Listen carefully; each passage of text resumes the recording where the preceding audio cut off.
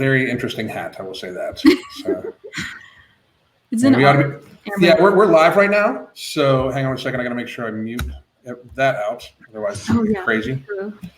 But we're going to go around the horn, and I'm here with 3 young ladies I wanted to talk to about like the state of all things when it comes to the Amberlynn Reid universe and fat acceptance and obesity. So if you want to introduce yourself on program situation, Valerie, you want to introduce yourself?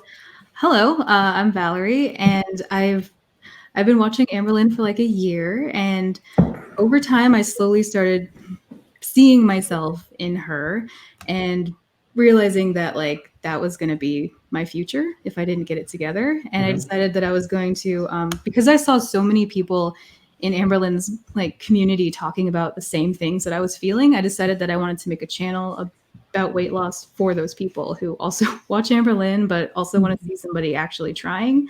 So that's why I decided to share my journey on YouTube, and I really don't regret it. I've gotten so much support. It's been amazing. How long you been at it? I went into therapy about 8 months ago for my eating problems, but I actually started like taking the plunge into trying to lose weight about 2.5 months ago. Okay. I'm still pretty brand new at this, but in regards to like working on myself, I've been doing that for almost a year. So. That's good. Give me 1 second. I'm going to refresh my feed here. And because now we are fully live. There we go. Good. I just wanted to make sure, Yeah. So thank you very much. And then Morgan, want to introduce yourself? Yeah, so I've been on YouTube since March of 2018, so a little over a year. And I actually watched Amberlynn Reid. That's actually what got me on YouTube. And it was because she was a weight loss journey channel. And I started documenting just my progress over the past year and a half. And, there's been ups and downs. I still struggle every single day with my weight and food and all that stuff. But I find that YouTube and this community has really helped me stay accountable. And if I need someone, I can always reach out to them. And I'm just really grateful for this platform. And I still follow all the Amberlynn Reid foodie beauty drama reaction channels.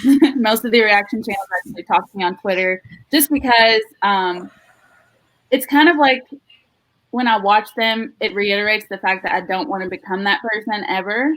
And I was at a point where I was 310 pounds. I'm 5'8", and I could barely get out of bed. And I know that's hard to believe, but I wasn't as big as them, but I was getting to that point, and I really wanted to change it around. So that's why I started this platform.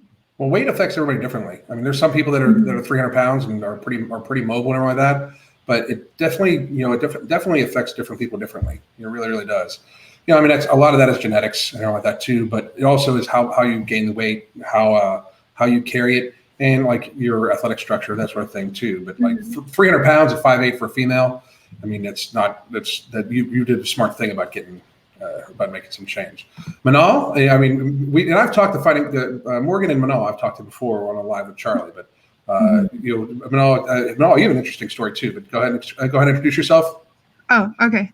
Hey guys, I'm Manal. I started my channel a long time ago, but I kept like taking breaks and privatizing all the videos just because it didn't have anything to do with weight loss or anything. I actually documented my time of delusion when I was in the fat acceptance movement a little bit. I wasn't really. You were like full on hashtag and everything. Oh yeah, I'm pretty sure I attacked you before. I'm not sure. I'm not sure. Funny. But someone like you, I know. I yelled at them. So but I started watching Amberlynn right after I had my baby almost 2 years ago, just because I wanted to lose some weight. And then when I noticed that not only does she never lose weight, but she's also a troll and a manipulator, I stopped watching because she started triggering me into like really bad behavior. I would think like, oh, I'm not as big as her, so I might as well just eat a little bit more. I'm okay. So then I stopped watching her, and I just started this year again, maybe in May or something. And then just so many things had happened. I just needed to say something. So, but while I talk about her, I also use my platform to, share my story and why and how I've been in the fat acceptance movement, why I left, and just my entire obesity struggle, and which comes with my postpartum depression and anxiety that sometimes I'm still dealing with. And yeah, so that's that. I actually, I liked your recipe video today. It was very good. Oh. Was it serious? It was very, no, it's for real. Like, because I think it's a brave thing for people in today's society to come out and speak out against fat acceptance. Especially, like for me, it's one thing. Like, I'm so used to being divisive that it's not a big thing. But for you guys, you can't win coming or going because you all have had your issues with weight and still continue, and yet like you're almost seen as like a traitor, you know? Yep. And they hate us more than you. I feel like. Oh yeah, they hate you more than they hate me, you know, because you give what I say validity, you know. Yep. Like the Valerie, I shared a clip of your video from the other day, Yeah. and I thought it's not crazy. I'm just some dude, trust me. But I found it really like it's almost like this refreshing thing when people don't realize how it truly affects people. That's why the lies are horrible. That's why the lies of I'm healthy are horrible, because you know, Manal, you could probably speak to this too. You probably thought like, well, these are the people that okay, they say I'm going to be okay, so I'm okay. Yeah. I've talked to, I can't tell you how many people that have, you know, they've gained 30 or 40 more pounds because they were told they're fine. There's nothing wrong with them. And people that have all of a sudden like went from pre-diabetic to diabetic, went, you know, things like that, where it is this horrible, unhealthy thing. I almost find it, you know, liable. Like, I mean, I really believe that. I really believe that at some point in time, somebody's going to file a suit against one of these people, especially the dietitians and doctors and stuff like that are coming out and saying like, just be healthy and everything like that. Yeah. What was like each of your moments? Like my wife and I talk about all the time. People have like a triggering moment that they realize that they need to get healthy. Mine was, even though I was very strong because I was you know, trying to compete in powerlifting.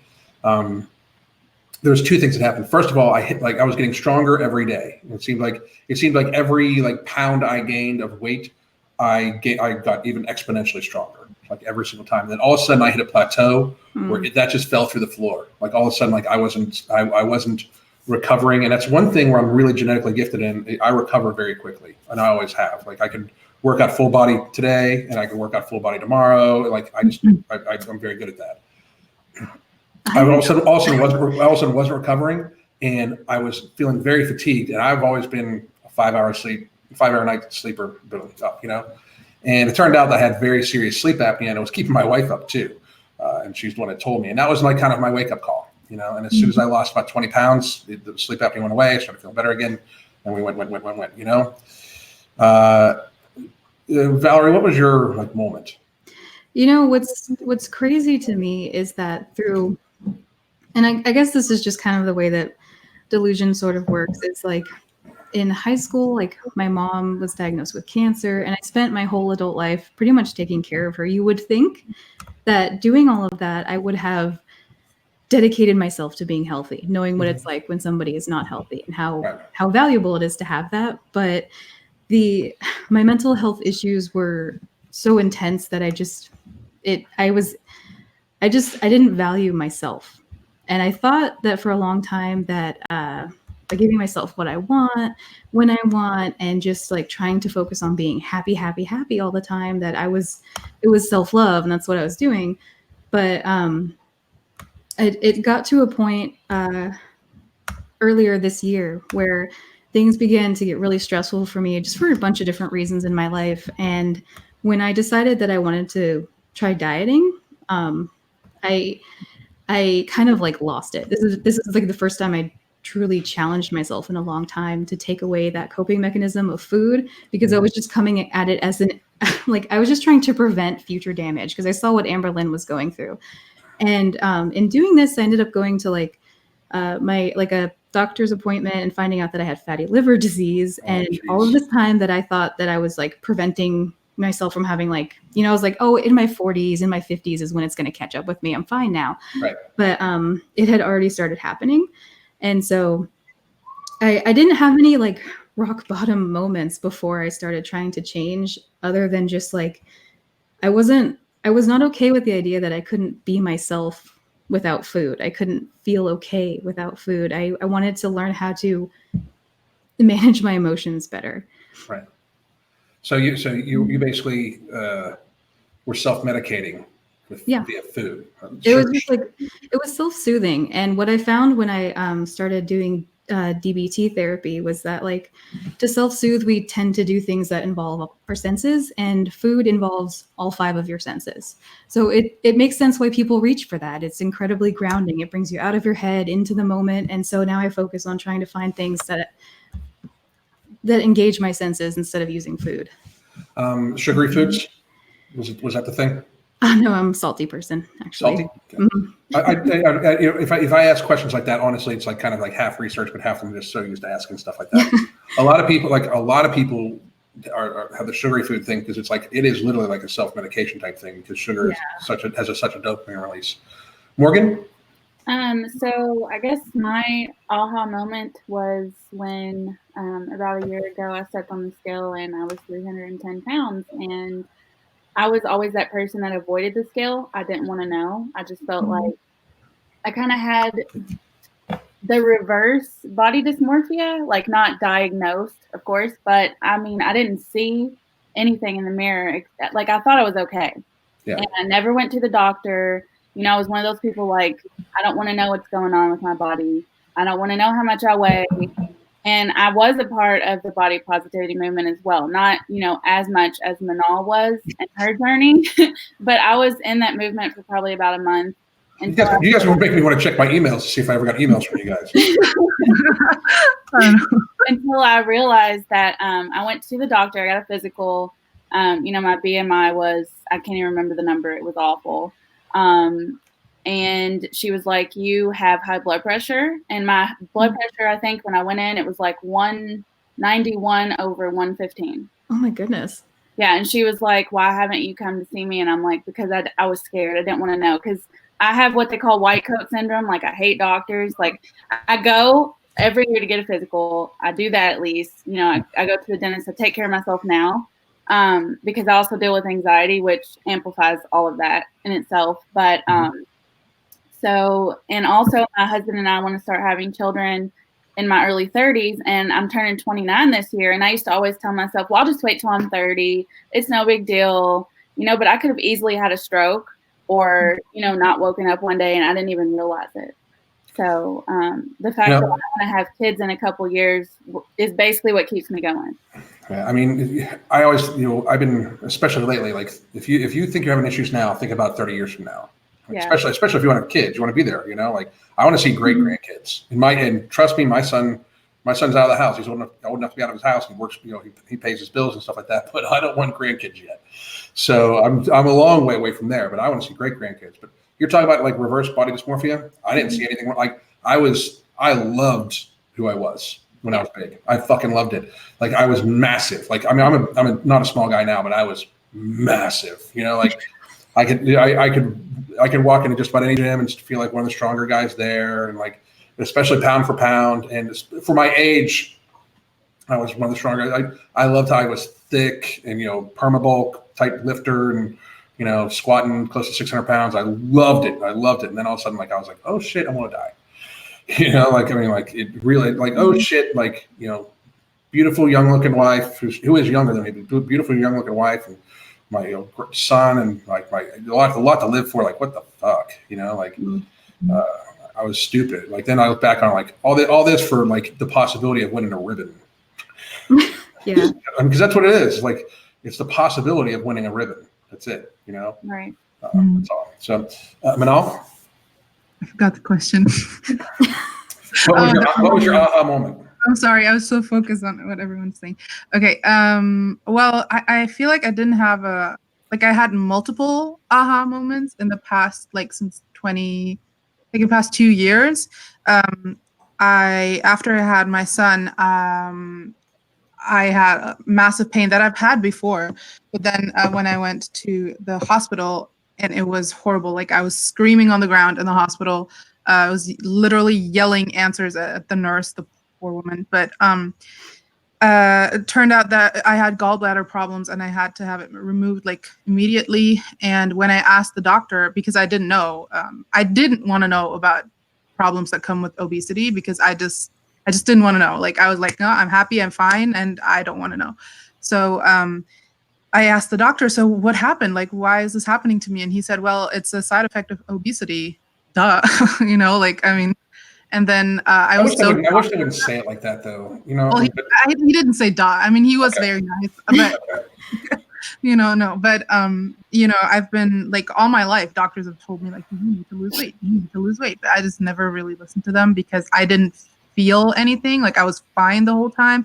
My blood work was always fine, even when I was pregnant. My work was always fine. Like you have to go in every 2 months, and it was always fine. But when he said that to me, I was so shocked. Like I couldn't believe that I did that to it was self-harm basically. Like I did that to myself. And we're going to talk about self-harm a little bit, but here in a little bit. So thank you for bringing that up. But people don't understand when you get to be obese or into the morbid obesity range, it can happen like that. Like I mean, the downhill slide can happen so quickly. And what a lot of people don't understand is like if you're like, I mean, and I always pick on Tess Holliday. I don't pick on her, but I mean, I use her as an example. Like she recently just sprained her ankle. If she was anybody else, if she in any other profession, like or anything like that, it could cause a downward spiral that can end her life.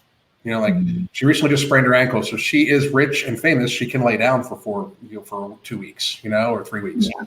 If she was just a morbidly obese woman trying to pay her bills, she'd probably try to walk on that shit.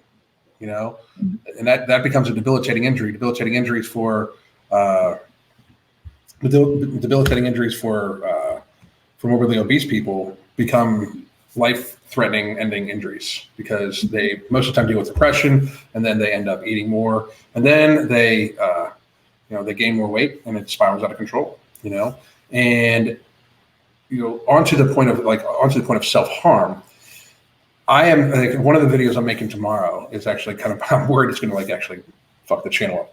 But because I believe that like mukbangs and things like people with admitted eating disorders smashing because there's one girl on Instagram that does it too, where she admittedly has an eating disorder and shows herself eating a burger all the time. I find that to be so contra to what the terms of policy agreement for even YouTube and Instagram state. I find it to be fucking ridiculous because you're not supposed to show self-harm. Like if they would never allow somebody to who is an admitted alcoholic to smash chug stuff and all like that. Like it just wouldn't be. When you see somebody that's 500 pounds chugging grape juice or whatever, like that's self-harm. I really believe like the mukbang channels. I don't. It's one thing to allow it because I do believe in freedom of expression, and obviously because I push the boundaries myself a lot. But to monetize it, I find that the monetization of mukbangs and things like that are killing people. I really believe it is. Like I mean, like that's killing Amberlynn Reed. Like that is that is the issue. Like I really think that it's like she has monetized her own self-harm. Being able to make money off of it has definitely helped her keep her from hitting rock bottom, But I do believe that if she wasn't filming it, she'd probably still be eating that stuff. Or more. Yeah. But I do think that the fact that she can monetize it and profit off of it keeps her from hitting any sort of rock bottom that she would have. If why do you think she would still be doing it if she wasn't filming it? Because she's got severe mental illness issues that she's not willing to. I don't think that she's like this might just be me projecting onto her, but or just knowing from other people in my lives that it's hard to be yourself without food if you created a life that you're not happy in, and if you are a person if you've become a person that you're not, it's not a fulfilling life. Food can feel like it just makes you feel like there's a purpose. It makes you happy. It makes you warm and fuzzy inside. And I think that, she was 400 pounds in high school before she even had a channel. So I think she probably would be coping this way for even without YouTube. But it happens that she's very, she's into it and she's found something that she can be her own enabler in a way. Yeah. Well, I mean, that, I don't think, I don't think that anybody is going to stop her. Anybody in her own circle is going to stop her at all. Mhm. I mean, Because they profit from it. I mean, yeah. I really believe that. I really believe that she pays bills because she probably does make $10,000 to $15,000 a month. Yeah. oh, yeah. In relative terms. I believe a lot of her videos get demonetized after a while. Like, I mean, I really do. And I don't think people go back and like rewatch her videos all that much. But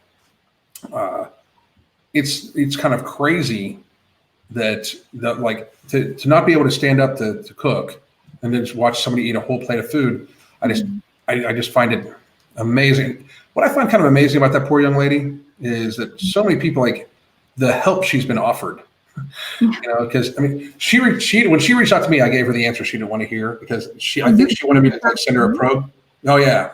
She reached out to me and said, I saw the video you made on me because the first video I made on her was, I mean, I really did try like give advice, and I've never made any like, the only video I made where I said "fuck you, Amberlynn" is when she would like, she's mocking people now. Like, I really believe that, But that was after a while, and that was I said that's the last video, and to me, like, I feel bad for her. I really do. But at the same time, she won't accept any real thought. Like, when she reached out to me, I said, you need to be inpatient. Like, you need to get inpatient therapy. Like, she needs to be away from all these people, away from the possible food, like, just locked up. Like, I mean, because for some people, and we have somebody say, well, you make the choices that lead to being obese, though, and people do. She did. Like, people make the choices to become obese. However, in today's society, it is much easier than what people think. It really, really is. It's much easier because the food is highly palatable. Food is like designed to be addictive. It just absolutely is. Mm-hmm. And we lead such a sedentary lifestyle. And the one thing that people don't understand, don't seem to get, the reason why it is so prevalent nowadays is that it's accepted. Like, I'm old enough to be all your dads, easily, And in reality, when I grew up, there'd be like one person in high school that weighed over 300 pounds, one. That's it. And that person was probably the person that actually had a metabolic disorder, thyroid issue, something like that, right? Maybe. And they were unfortunately ridiculed when they really probably were the ones that shouldn't have been, And nobody should be ridiculed, but you know what I mean? Like they honestly were probably trying everything, But now, I mean, my son just graduated high school a couple of years ago, and it is literally like most of his friends are morbidly obese, And the way systems changed is like, it used, like, these were the popular kids in school. And to me, that's where it gets to be, a problem. Where, like, acceptance is one thing, but when it's almost promotion is tough, When you guys started doing this type of content, somebody just asked how old I was. I'm 48. I'll be 49 this summer. But when you guys started making this type of content, what resistance did you come up with, if any? And I'm talking like even from Amberlynn supporters or from Fat Acceptance Community or whatever. And we're going to start backwards. Manal, you go first, and we'll come back around because you were actually the one who were like using the hashtags and sending me that emails. I did many emails, but I don't know if it was you, but I know there was some person. But well, when I started, people, like a lot of people who support Amberlynn, they don't comment on your videos. They like go into your DMs. They will mostly they don't do it in public because they know that there is like such a big community who is against what Amberlynn is doing and what Chantal and all these people are doing, that they will come and kind of defend you, even if they don't know me, but like someone is going to post it on Twitter and they'll be like, everyone is going to come, like they always say like it's a mob mentality, but like I'm not even mean to Amberlynn. Like, I'm just like, you should be doing this. Like, why are you doing this? Stop doing. I know what you're thinking, Amberlynn. I know it because I used to think the exact same thing, and sometimes I still do. So they usually come into like my Instagram or my, not really Twitter, but Instagram DMs, and they'd be like, you don't know anything, you are fat. And then some people insult me and they're like, you're fat as well just because you're not 600 pounds. And I'm like, okay. And I didn't insult her. Also, a big part of Amberlynn is not like, I don't think any of the reaction channels, are, even if they're mean to her, it's not about her weight at this point. she's just not a good person. She's not a nice person. She has done a lot of bad things. But even if it's about her weight, like that is the backlash that I've gotten, like mostly my DMs and a couple of thumbs down, but that's basically it. Like most people who watch Amberlynn, like I feel like 90% of people who are subscribed to her what she's doing. So there's not a lot of backlash, but a lot of people tell me like, you're fat yourself. You shouldn't be talking and this and that just because you've lost a couple of pounds. I'm like, okay, well, thank you for your input. Thanks for the view. That's it. Well, I mean, nobody can really. I mean, that's the thing. Like, I tell everybody that starts YouTube, like, you can't take the comments too seriously. You know, like that's one of the reasons why on Facebook I like talking to real people. You know, that's what when I did the, I don't know if you guys watched, I did like the mutual ground debate with Dr. Joshua Walrich or something like that. Mm-hmm. I have that saved to watch, actually. I haven't watched it yet. You know, and I appreciate him coming on, but when the director, hey, Charlie's here. When the director reached out, to me about doing it, I was like, the only way I'll do it is if the person is actually a person. Like, I'm not going to do this whole, like, they get to be anonymous shit. Because I put my name and my voice and everything like that on what I say. I'm not going to allow somebody to talk to me and talk shit, you know, like, I mean, like, because then it's not even actual, like, you can say whatever the fuck you want, you know. I appreciate that people can say whatever, you know, it's, you have an anonymous account, that's all good, but you don't actually get a voice unless you're going to be you, you know. Mm-hmm. You know, that's the one thing I can say about, you know, Amberlynn and Chantel and you know, a couple of others, like, at least it's them, you know, at least they're, you know, showing who they are, and they're the ones dealing with it, you know. I have to say that Chantel's supporters are a lot more aggressive than Amberlynn's. Oh yeah, A lot. Like they go in. I learned a couple of new English words, I have to say. Horrible. Funny, you know. Because I honestly don't watch much of her channel, because you know, watching somebody actually kill themselves via food that just is openly doing it, I can't really do that. You know, to me, like, she's given up on herself and she's just angry, you know, like when she took that little stab at Charlie, you know, and like she has her followers trying to go after Charlie and shit like that. The fucked up thing is this, like, I mean, she's clearly eating herself to death. Like, she has just decided it's not going to work. So she's, you know, and I feel bad for her. I really, really do. I mean, that's why I haven't like stepped in, because like, I feel that she's going to suffer her own consequences. Like, I always wonder what they think that's going to happen here in 5 years. You know, like, you can't just abuse your body like that and not have your body get pissed at you eventually, you know? And like, that's why I think that, I think Amberlynn actually does try, believe it or not, like, in her own way. I just think she has, you know, as you guys said before, she has such mental disorders and mental disease. That's why I think she needs inpatient therapy, you know? Mm-hmm. You know, I believe she does honestly try, because she is at the stage. I remember one of the last videos I watched full from her, because I can't make it through a whole fucking video. But where she said, you know, at one point in time, she just all of a sudden couldn't, you know, things just became hard, you know. Yeah. When you reach that stage of immobility, it's not long, you know. It's just not long. She needs help, like real help, you know, and like to the point where I don't know why people can't call Adult Protective Services. No, I just don't. You know, if I could say one thing about like, if you know, you asked like, what do people picture 5 years down the road? They're not like, at least for people probably like Chantal and Amberlynn, if they're like me, they pictured that 5 years down the road, they're taking care of the problem that they started today. And that's how you get through eating that food today. You're like, oh, you know, I gained 5 pounds, but it's like a dieting for like a week and a half. I'll get rid of it. So it's like, you know, 5 years from now, I'm not picturing myself with joint pain or fatty liver. I'm picturing myself having already achieved my goal. And that's how you keep tricking yourself into doing those things. You know, it's sad because like, there's no way, you know, there's absolutely no way like she can possibly, you know, you can look at her face where she knows she's in trouble. Like watching her, like I think it was the Chinese snack one. The Korean, right? It broke my heart. Like, because at one point in time she ate one of them. She was like, "Oh my God, I'm living." Like, "Oh my God," you know, that's just. I don't know if it's like a Freudian slip type thing. Yeah.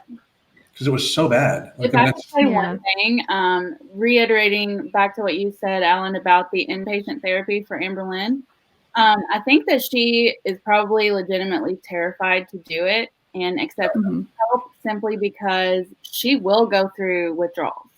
And I can tell you that because it's what happened to me. oh yeah. Like when I went from eating like 400 or 500 grams of carbs a day down to 25, like I had headaches for probably 2 or 3 weeks constantly. I had the most intense cravings I ever had in my life. And I honestly felt like a drug addict. And I know people don't like to compare food to that, but I do because that's how I felt. No, first of all, sugar addiction is a real thing. Like people, we have out of our client base, Crystal and I probably have 25 or 30 sugar, like full blown sugar addicts. Like they were taking in like 350, 400 to 500 grams of sugar in a day, you know, and it's a lot. Like, but when you think about it, like when you're, starting the day with a Starbucks Frappuccino, and then you keep going with a muffin, and then at some point in time through the course of the day, you drink, like you drink a 2 liter of soda. It's so easy. I mean, it happens. It just adds up and adds up and adds up and adds up, and it's very like 200 grams of sugar people do by accident, just for real. Like people absolutely do by accident, especially around the holidays, Oh, well, yeah, I could definitely see that. Yeah. Oh, around the holidays, it's like easy. It's like that. Right. It's so easy. And then you try to tell yourself, well, it's the holidays. I'll just get back on track in January. And that's what I found myself telling myself. And I'm like, okay, no. And it's amazing that like the withdrawals they go through. Like we get messages like they try to justify down, like okay, they look for sweets basically. So all of a sudden they're eating fruit like every fucking meal. Like eat fruit once a day if possible. Because Crystal was on a live one time and said like we have some people avoid fruit and people lost their shit. Fruit's good for you. And it's not like not if you're a sugar addict. It's really not, because anything that tastes sweet is going to trigger you to want more sweet shit. It's true. I mean, it's absolutely true. That's why for some people, that's why we do actually use keto as a tool. I like to avoid it as in a long term because I don't think it's a truly sustainable one in society. We have some people. Alan is wrong. His logic is wrong. Hang on. Alan is wrong. Fruit is healthy. It replaces the bad food. Okay. If fruit is healthy, okay, so pay close attention here because I'll talk a little slower for you. Fruit in of itself is healthy. However, if it triggers you to eat other unhealthy food because you have a reaction to it because you're addicted to things that taste sweet, then it's unhealthy. Okay, so fruit is actually healthy, as I've said multiple times. However, if it triggers you to do unhealthy behaviors, that's not healthy. You should avoid it. So there we go. Alan, I just wanted to say something about when you said, why do you think if she would not be if she would not make money off of eating on camera, if she would still do it? I think because, I don't want to speak for everyone here, but I think because we did it too.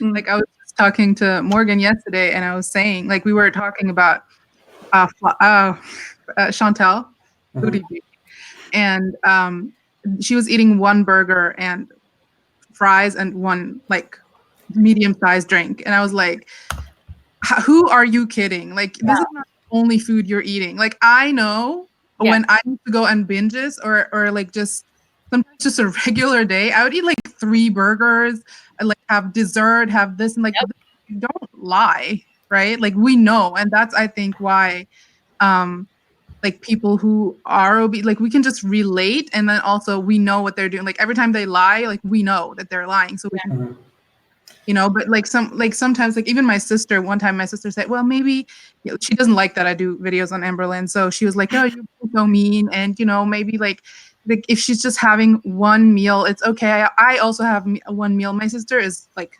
skinny and she's healthy, and I told her, well, but that is a lie. That's not all she's eating, because I know, like I would never show, like if I would do the same thing on camera and this is how I make my money, I'm not going to show people like the 6 burgers I'm eating. Like I'm just going to do like, oh, see, I'm not eating that much, but I don't know what's happening. I'm still gaining weight. Oh my God. To maintain 600 pounds, I mean, the caloric, even if she's completely sedentary, which she pretty much close to is, but even to maintain 600 pounds, you're at least taking in 4,000 calories.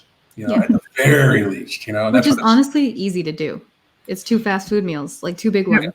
Yeah, it's two big fast food meals. Absolutely, it really is. So let's see. And she's in the comments. Charlie, we're going to talk about this real quick, but what the fuck is up with this Chantel girl talking about Charlie? He's insane. Are you talking about Chantal or are you talking about Shannon? Because they both tried to come for Charlie. I don't get. I don't understand. Like the one girl saying like since she is still fat, she can't talk about Amber or something like that. Oh, that's Chantal. Yeah, I get that. Just in relation to what like Amber's followers tell me, that is, people always try to silence me because I'm overweight, and they think that you don't get to talk about weight loss or health or taking care of yourself unless you've hit your goal weight. If you have any work that you still need to do, then you're not allowed to talk about it. And that's, it's just funny because I don't agree. Like even if Amber Lynn had like turned around and had been dieting for a week, I would be thrilled to hear what she had to say, what she discovered about herself, what she was learning. So she talks about weight loss all the time right now. I've heard her talk about like, nutrition of food and shit like that all the fucking time. Like, well, I mean, like if she was actually earnestly trying, I just what I find amazing is like, and obviously I'm biased. Charlie, I like Charlie. Charlie and I are friends, and I just find it amazing how like people connect with you when people connect with you on, like, because I've heard the same shit. Like, I mean, I really like. I'm baggy-eyed, snaggletooth, bald old clout chaser on YouTube who shouldn't be listened to and blah blah blah blah. I've heard it all too. Like, I don't deserve to have a channel, and I've heard all that shit. Like I really have. And people either watch or they don't watch. I don't give a fuck. Like I've heard like you don't even lift, and like you're small. Like I've heard so much shit. Like, and like I always try to. Try to preface it with like, okay, no, then don't watch. Because some people do. I always find it amazing how people are like trying to say you don't deserve a say. Like I had one person be like, well, because I film a lot in my car just because I like it, and people are like, well, you're filming your car. Like that doesn't change facts at all. Like you don't, like when you recite facts in a car, they don't actually all of a sudden become untrue. They're just being said in a car. Like a 6-year-old. You're making fun of Chantal because she's always eating in the car, and that's you were filming in the car. Yes, well, maybe she's under the premise that calories don't count in a car. But so I was just wondering, like, your guys' perspective on like, because I find it amazing. Like this whole thing is like this whole little genre, like subgenre of shit, is like based off of the ridiculous rantings and crazy actions of like 2 or 3 people that spawned all these channels that get more views for the most part than 2 crazy people. So talk to me about like your guys' little universe, because I think it's hilarious. Who wants to take this one? I'll okay. Okay, you can start. Yeah. All right. So I think the good thing that Amberlynn and Foodie Beauty, I keep wanting to say Flobby Bobby. Okay, so Foodie Beauty, the good thing that they did is they created this community who actually is really loving toward, like we are loving towards each other. Like we're support. Like if you could see how people react on Twitter and how there's so much love and so much respect for each other, and I love it. Like and this is how I met Morgan, and how I met Val, and how I met all these Charlie, like how I met all these great people who are really trying, and I feel like I'm not alone. Like we're all struggling. Like when I can text Morgan, and I know she might be struggling too, and she knows how I feel. Like it's really empowering. So that's one thing that they did. That's also the only thing. But it's I don't feel like we're like, they call us haters, and I think as a joke we call ourselves haters as well. Right. But that's like the little community. But I started getting called that, like what the fuck, like, because for a while, like, nobody filled me in on shit. I was like, who the fuck are these people? But the thing is, I think most haters are people who actually supported Amberlynn before they turned on her, just like I did. I supported her. I wanted her, and I still want her to do well. It's not like I want her to tragically that something happens to her. Of course not. Like, we want her to feel better. We want her, but it's like we're having that, like, we're taking the tough love like perspective basically, because even like I know sometimes that doesn't work, but like I feel like if you tell someone multiple times, and so many different people tell her, look, this is not, and because the good thing is that there are so many different ways of, like, I say it a different way than Michael B. Petty, than Charlie, and this person, like Kicking Geese, for example, Justine, a lot nicer than a lot of people, and on program situation is funny. Well, she's, you know what I mean? Like, it's a lot of different ways, and just until maybe they don't see us as haters, but they realize, because the thing is, I don't think they ever watch a video to the end or the whole, because I know in every video, even if I'm harsh sometimes, and sometimes I do swear in German, and I'm sorry, but I can't control my feelings. But you can swear in any language you want on my channel. I don't give a fuck. But at the end, always, I say, I want you to get better. Please get help. Please. Like, if at this point she goes to prison, I would be happier. She'd be on a diet then, yeah.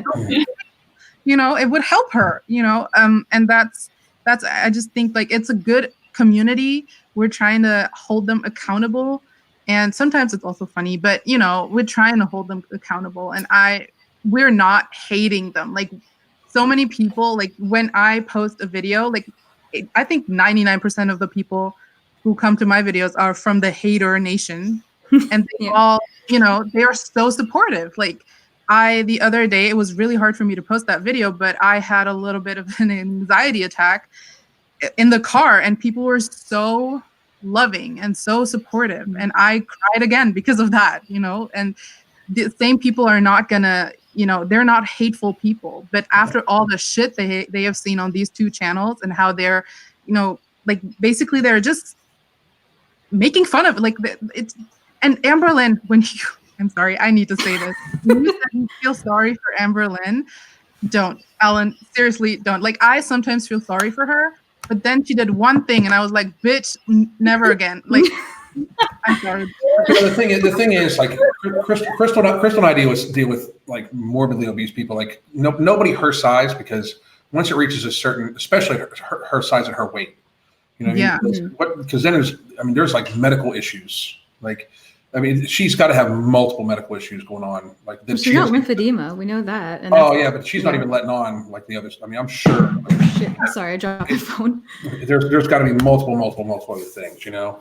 And she's not coachable the way Crystal and I coach people. Crystal and I coach people, like, for accountability, and we teach them good life skills, and we teach them how to deal with triggers and stuff like that. Like, we're involved with them every day.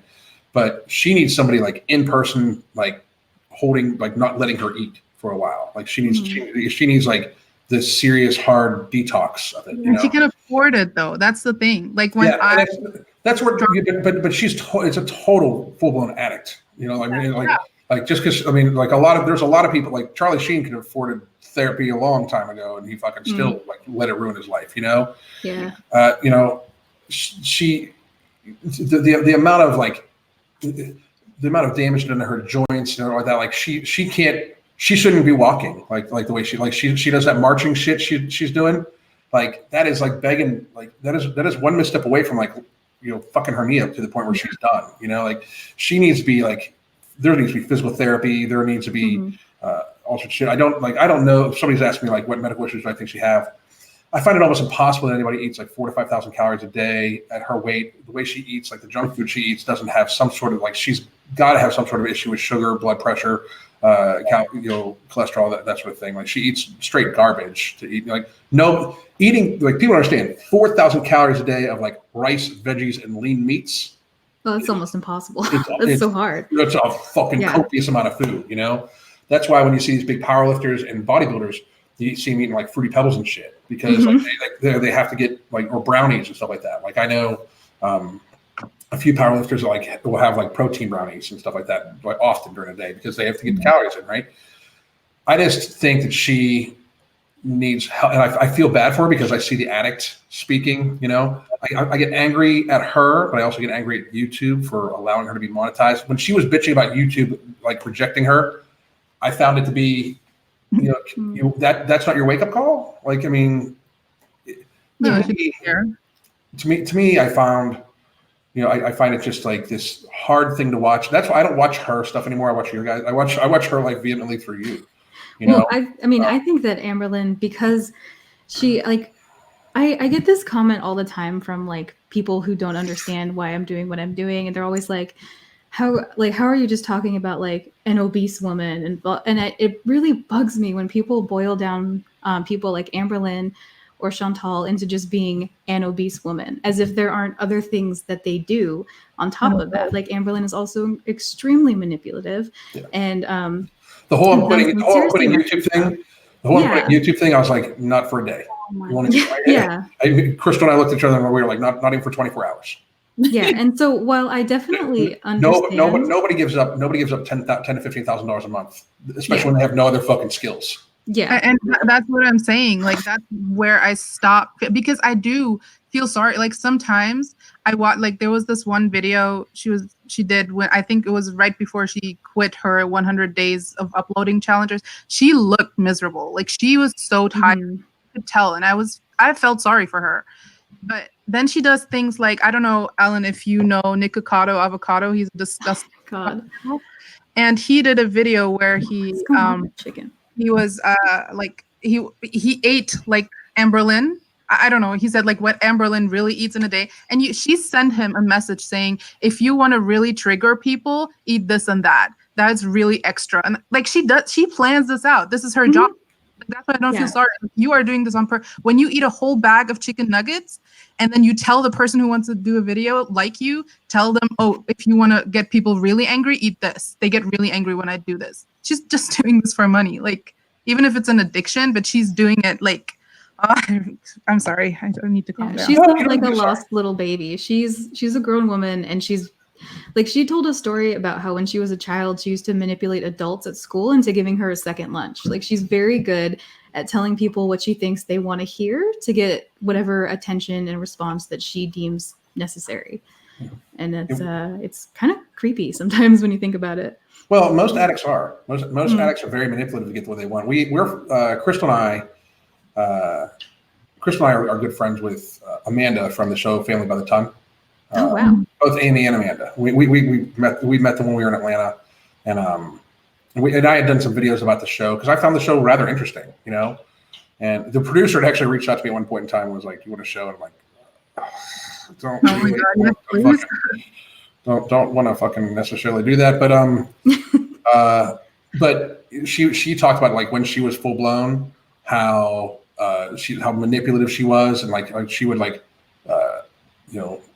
how she would trick people into getting her what she wanted. Like she would find a way to get the food, And I think that's the case for a lot of addicts and a lot of people with issues like that. But most food addicts definitely. Like if you watch 600 Pound Life, almost all of them are with enablers that don't want to ever let them down. They want them to be happy. They'll make it appear so like they're so upset with the person, like they threaten not loving the person. And the people that enable people like that are normally have some mental issues too. Yeah. Just to be real, like when I way back like when Crystal and I, a couple years after we got together, I went through about where when I first got promoted for my old job, I got very unhealthy because I went from working out every day and eating awesome to traveling on the road every almost 5 days a week. I had a multi-unit managerial job. And I was eating fast food and all like that and got out of shape real bad. And I have got some old injuries from high school track and stuff like that and everything that if I don't stay in shape, they really really bad. I have a fracture. I fractured my C5 vertebrae all the way through on the left side, and it's just it's not like a broken neck. It was just a broken vertebrae, And my right knee's very fucked up, and I started having lots of trouble with my right knee. And the doctor was like, "Well, eventually going to have a knee replacement, but you're too young, so you might want to pick out a cane." And Crystal was just like, so I'm trying to do the whole wallowing thing about it and all like that. And she was like, "You can either fix this, accept it, or shut the fuck up." She was like, "You're not going to wallow in this." So I fixed it. I made sure I train real hard. I train real smart. I don't jog because it hurts my knee, but and I go through some pain every day, but I make sure I stay healthy. And it's because nobody was enabling me. Nobody enabled me to wallow. And when you go through depressive states and you go through issues in life that are not the best for you, if you're around people that will allow it to happen, technically, it doesn't help you at all, And I think that's where she's at. Now, we're not going to give this young lady much airtime, but who is this other wacko chick that's talking shit on Charlie? Shannon. Oh my goodness. Shannon is just probably the most entitled person you'd ever meet. She just thinks that she's owed Charlie's audience because she's been doing it longer. But I do believe that Charlie has a lot that she wants to say herself about it. So okay. I don't really want to say too much because I think Charlie knows what to say better than I do. Yeah, and I mean, I was just like, I watched the video and I'm just like, it's such a small channel that I'm not going to put it on blast. But at the same time, nobody's owed any type of following. People connect with people or they don't connect with people. People connect with how people say things or they don't. People either find you entertaining or they don't, or people find your information valid or they don't. I would argue that facts are facts because I always say that. But to actually come out and she said some racist shit. I'm just like, you know what? I get accused of being racist all the time because apparently when you are fat phobic, you're racist too. I don't know how that fucking works. But I find it egregious that people will be like, she just got here, she doesn't deserve her audience. Charlie's entertaining as fuck, Yeah. And it has said some of the more insightful things when folks I've watched all of your guys' channels and all of you guys have moments where you are able to look deep inside of yourself and speak about what you're going through and put it on camera. And that's what the audience connects to, right? The audience can connect to your personal plight or your personal thoughts when brought through, when it's truly genuine, And to me, that's why Charlie does well, and that's why you guys are all doing well, and that's why people listen to you, and that's why people like hearing you, I just find it, I find it to be egregious that somebody would try to take that away from her because she's new, and young lady, if you're watching, you're stupid, and you have the exact audience or more than you deserve right now. Yep. You don't put any, from the one video I saw, you don't put any fucking effort into it. Nope. And your logic is that of a 3-year-old. So that's all I'm gonna say about that then. Well, I think the biggest thing is that Shannon was really jealous that Norma didn't contact her because she's been Amberlynn's or Becky's mom contacted Charlie, and I think that's what set Shannon off because she just couldn't accept the idea that Becky's mom contacted Charlie. Yeah. Well, Becky, the girlfriend Becky. Yeah. Because her mom was doing a GoFundMe and everybody was talking about it. And I think that was really what set Shannon off, is the fact that Charlie is now seen as the default go-to channel. Because she's the biggest channel now. Yeah, so it would make sense. But yeah, Shannon I think she wanted Norma to pay tribute to her or something first. I don't know what the logic is. I think she was hurt because everyone else is doing better. That even people who just other than Charlie, even people who just started 3 months ago are doing better than her. Even you, Val, you're doing better than her, right? So, I mean, I think that's right, chicken hat, and dressing up as a dog and everything. So, the thing is with Shannon that I just think that just not a very good person, like in general. Like when someone, it was you, right? Like someone sent me also like a couple of comments that she's just very entitled. Like she doesn't understand that other people might do better than her. She is very entitled. She was saying something about how she doesn't think that refugees should come here or do any other country because they should stay in their homes and like their war-torn homes where None of us would be here. Yeah. She doesn't want them taking her like Section 8 Yeah. money. That was she was like, I don't understand how they come here and like, because she gets disability checks, right? I think so. And she doesn't want to share that with them. That's literally what she said. She's like, when 9/11 happened, we didn't go to Syria. Okay. It's not the same at all. But anyway, like the thing is with Charlie, I think why she's doing so well is, I mean, I love a lot of reaction channels. Some I don't watch as much, but like Michael, he did relate because he was almost as big or as big as Amberlynn is right now. But Charlie, I could relate to her the most because she came with a pain that I felt. You know, like Charlie is like, you can see, literally can see the pain in her eyes every time she's reacting. And when she dropped the Dark Side of Obesity video, I was like, okay, like now I get her. Like that's exactly how I feel when I watch. I don't just hate Amberlynn because I don't hate her. I feel sorry for her, but I also like, I want to kick myself in the ass every time I watch her because I'm like, that's exactly what I used to do. Like everything she's doing, exactly what I used to do. Well, she needs to be a cautionary tale for people. Like, because here's the thing. When you look at her and Food and Beauty and stuff like that, the issue when it comes to when people are okay with being hated for like, I don't care if people like me or dislike me. I get my point across, and it's one of those things where I hope that it resonates with some. If the majority of the audience hated me, but like the very few people whose lives I could impact and help listened and liked me, then the job's done. Because I don't like Crystal and I have our own like microcosm. Like you know what I mean. Like in reality, like none of this outside of it affects me all that much. You know, as long as we can help people and businesses run and stuff like that. Everybody else besides the clients, Crystal, myself, like, I mean, as long as we're doing good by people, we're good, right? When you're okay with, like, they've monetized being hated for very unhealthy behaviors, which is even worse, you know? And that is really a dangerous place on every level, like on a you know, mental health, physical health, you know, level that's very, very bad. Like when, like, first of all, why the fuck does Amberlynn read comments? Like, she was doing that comment picker thing for a while. Yeah. And not one time did a really negative comment come up, and I'm like, how the fuck? Like that's like that's staged. She should play the lottery today because the odds of that are fucking crazy. You know. I mean, the odds of it are insane that, you know, like not one negative comment has come up because 99.999% of them are not pleasant, you know? Mm-hmm.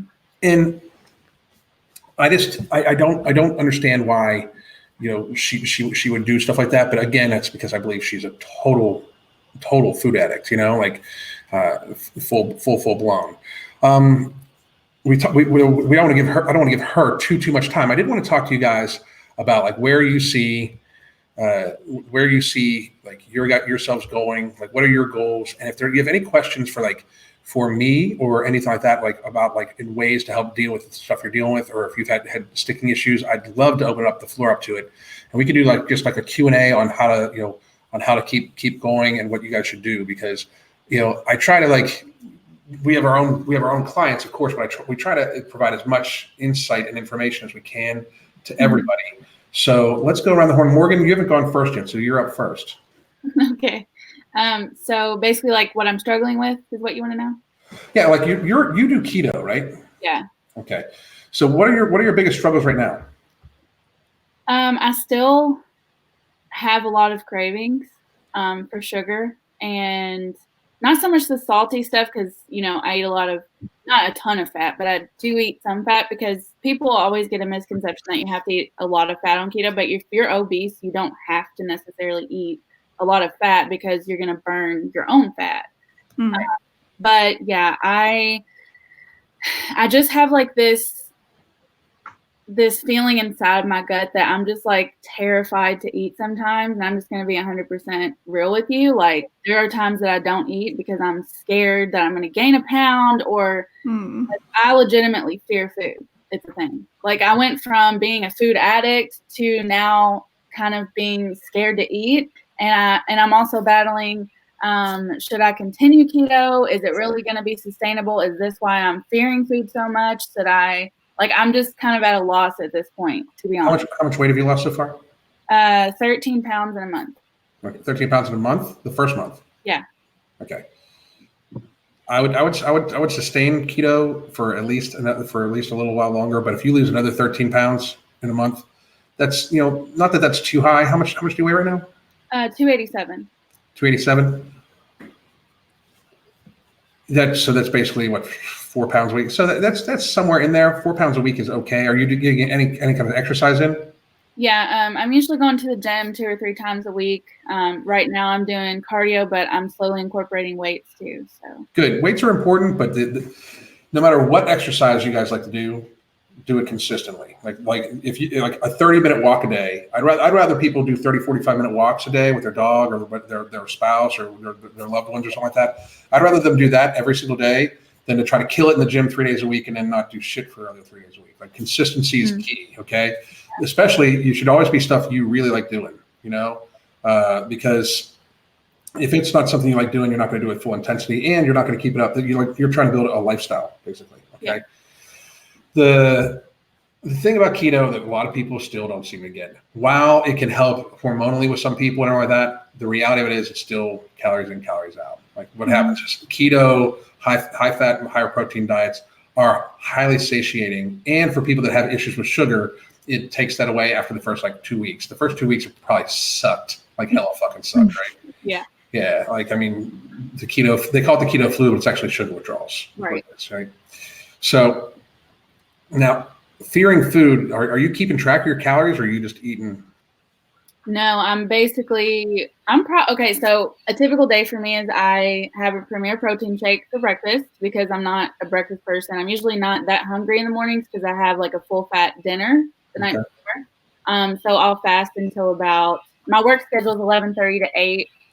So I usually fast until about 3, and then I'll have my lunch, which usually consists of a turkey and cheese wrap, a low carb yogurt with some low carb granola, and maybe some cheese and pepperoni throughout the day if I'm hungry, and then I'll have like fathead pizza for dinner or some meat and vegetables for dinner. And it's not that I'm like overly hungry all the time. I'm so scared to go back to the way that I was, I guess. Yeah. And like last night I had a bag of popcorn, okay? And I texted Manal and I was like, I feel so guilty about it. And when I opened the bag of popcorn, you guys, I was stuffing it like I ate it so fast and I felt like I was going insane. And I looked at my husband and I was like, is this sustainable? So I'm at a crossroads where I don't know if I want to continue. Well, I would say you need to address that because that's a binge. Okay. When you feel like you need to shove food in your face like that, was it like it was like you were watching it was like you were watching a movie of yourself do it, right? Yeah. Yeah. That was a binge. There's a couple things. First off, if you have a shake in the morning, you're not fasting anymore. The second you ingest calories, you're not fasting. Okay.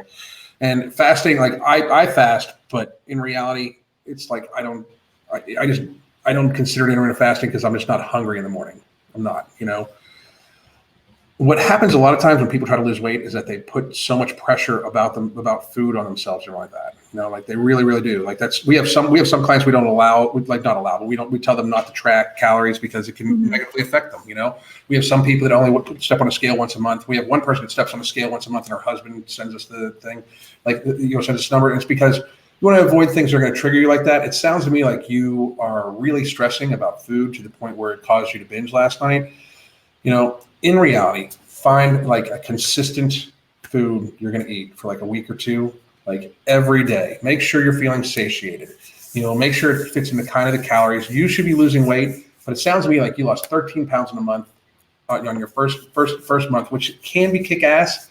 but it sounds to me like your pace is going a little too high. If you lose 2 pounds a week at your weight, if you lose 2 pounds a week in a year, you weigh 200. In a year and a half, you weigh like 160. You know what I mean? Like you're tall, you're 5'8", right? You said, Yeah. It's a marathon. It's not a sprint. Okay, you didn't get to be close to 300 pounds overnight. It's not going to take you should understand it's going to take a little bit of time, and if you try to rush it, you're going to end up having trouble. That's why people that look for the quick fix always bounce back. Like we don't do diets like we try to complete lifestyle changes, for people based around their current life. Keto can be tough. If people that lose weight on keto, when they come off of it, like it gets tough because all the craving, like they get super confident. Like after a while, they get super confident that that it's nothing's going to happen. Okay, my issues with food are fixed and all like that because they don't crave food or anything like that. And then all of a sudden they eat one thing that knocks them out of ketosis and they just fucking eat everything. It's tough. So I do suggest you get to a point where you've lost like 40 or 50 pounds, where you start like maybe have a weekend where you try to have light carbohydrates. And if you if you need, and I'm not trying to get another client or anything like that out of you, but I appreciate you guys coming on. So if you have any, need any tips, any three of you, if you need any tips around like that, please feel free to reach out to me on the group chat we have, and I'll try to help out. Okay? If I could share just one thing that I learned. Absolutely, you're up next anyway. My eating disorder therapist said that, if you're finding yourself really really wanting to eat, like with the popcorn and stuff, she was like, a really good thing that you can get in the habit of doing is just checking in with yourself. Like, am I actually hungry? Then maybe I'll make a choice that's a little more nourishing rather than popcorn. Or if, is there something stressing me out? Did I get enough water today? Did I get enough calories today? And then you can make decisions with intention so that it doesn't feel so uncomfortable and like you're out of control, but rather that you're taking care of your needs. And because the guilt after something like that is worse than the calories you're eating. So that's the thing. Like that's the thing where it's called a binge cycle, because now what happens is you ate because you probably had some other stresses going on yesterday too, right? So you had stress from that, and you're feeling restricted. So then you have a binge. It adds more stress, and then next, like today, it's probably like you're probably worried it's going to happen again because of the stress that you ate a bunch of popcorn. And honestly, popcorn's not that caloric, but it might have knocked you out of ketosis, which is why you're feeling all craving and stuff like that. But so the idea is like in reality, like you want to avoid things like that by not over restricting. That's where I can't stand. Like we'll get some clients come to us, they're like, well, yeah, my last trainer had me on 1,000 calories. Like, were they a fucking doctor? Because that's a clinically restrictive nutrition plan when you're a fucking 300-pound person. Unless there was a person waiting around like to actually take your blood pressure and shit like that, that's fucking ridiculous. Valerie, you're up. Oh, okay. Well, I think my thing that I'm struggling with right now is just trying to work out, because I have my eating disorder therapist. I have a registered dietitian who also deals with people with eating disorders. So I feel like pretty confident with the food that I'm eating. But so you're a dietitian? I'm not. No, I have one. Oh, I was like, I'm sorry. I was heard that. I was like, well, shit. No. I'm just wearing a chicken hat. I know I look like a professional, but I'm not. Hey, shit.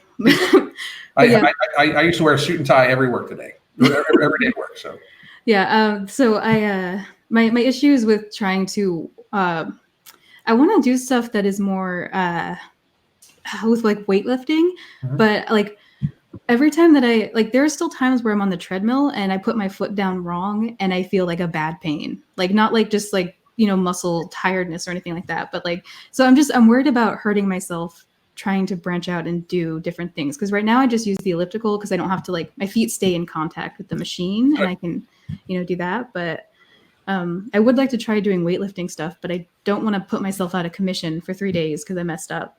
Well, if you're feeling pain in your foot, I do suggest you go to a doctor.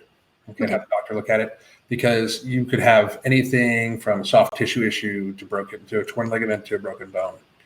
And it happens. Feet, ankle, knee, lower back, and hip issues happen with morbidly obese people more than what they can do. Like that's why one of the big issues that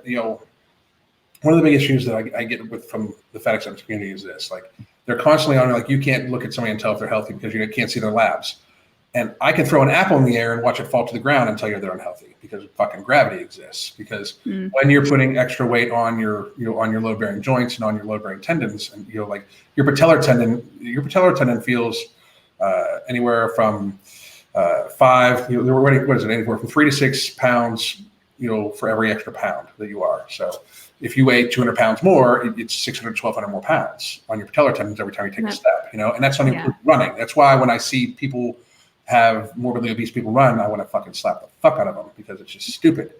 But you should definitely, definitely get that checked out if you're feeling pain in your foot, and it's better to be preventative than anything. That's true. Okay? Yeah. Because if you do get an injury, you should definitely make sure to avoid it. Put it that way.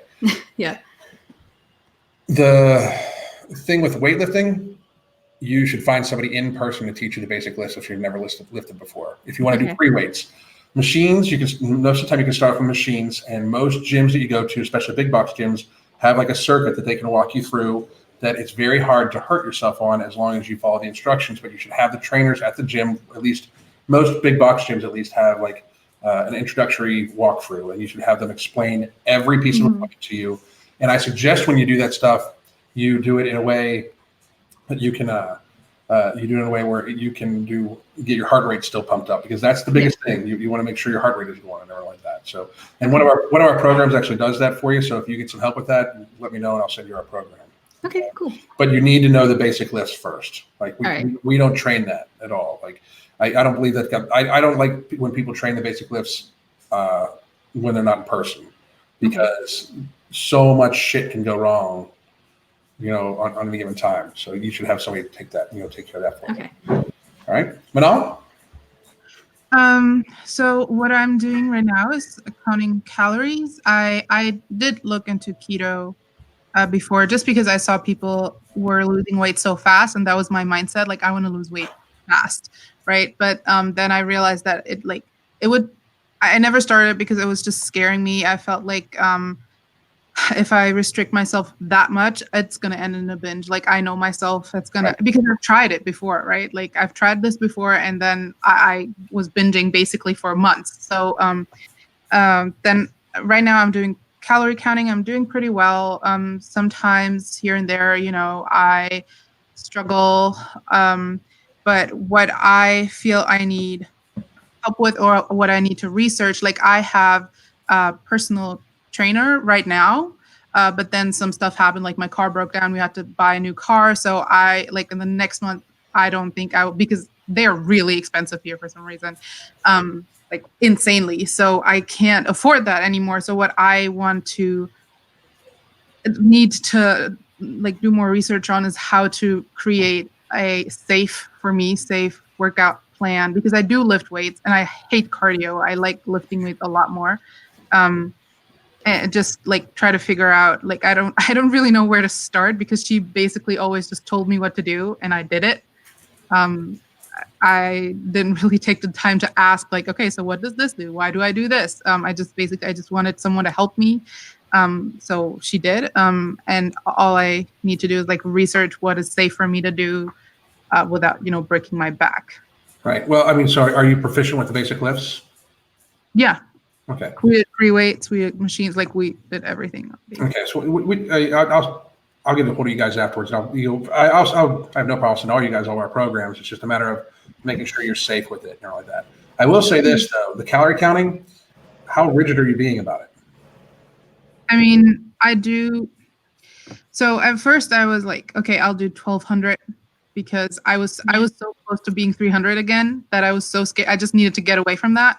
But then I realized, because I started working out too, I had absolutely no energy and I was so tired all the time. And sometimes I felt like I was going to pass out from like little exercises, and my head would hurt and everything. So then I went up to 1,500, around 1,500, which is working better, definitely. And on the days because I work out with her twice a week, on the days that I work out with her, I eat a little bit more. Okay. I would say the 1,500 is okay. I mean, as long as you're getting a decent amount of protein, I would probably, people get really fucked up about counting calories. Because first of all, here's the thing, calorie counting is very much like a guesstimate. Okay, it's a great tool because calorie counting does show people what is what is in food. Like it teaches people that don't know much about food, and it also teaches people accountability. So you get used to like thinking about your food. It teaches mindful thinking. One of the things we have our clients do is we have them send us a picture of everything they eat or drink before they eat or drink it, and it gets them to think about it first. So sometimes they avoid eating bad things, right? Mm. The biggest thing I can say is that like people need to give themselves some what's called liberalization in their calories. Okay, 1,500 is not like this like magic fucking number, especially when that number can be skewed by so many things, including like 2 4-ounce pieces of chicken don't have the same calories on it. Like your calorie counter thinks it does, but 1 4-ounce piece of chicken can have a different hydration level, can have a different fat level, can have all sorts of stuff than another piece of chicken.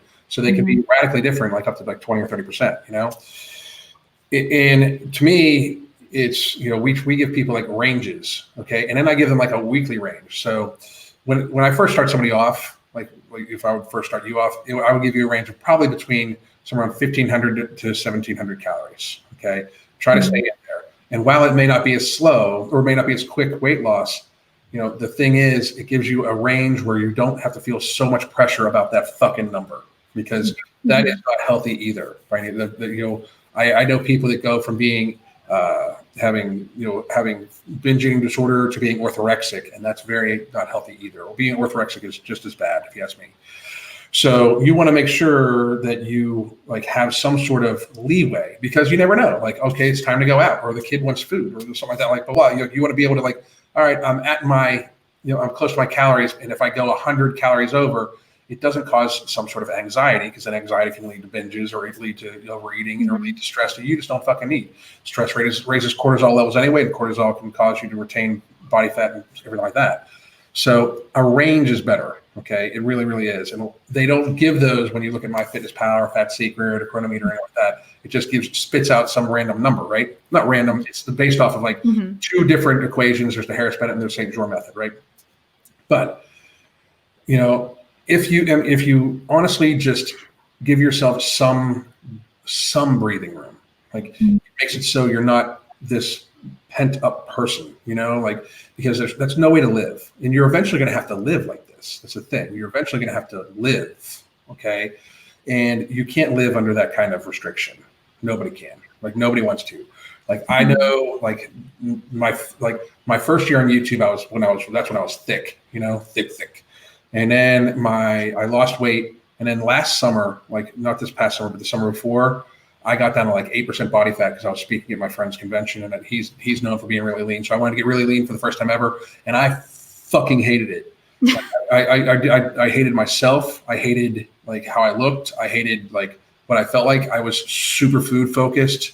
Like it was unhealthy, like flat out unhealthy, And the first thing I did is my wife and I did was I gained back like 15, 20 pounds, like in like a couple months, just because I was really damaging my relationship with food. I really, really was.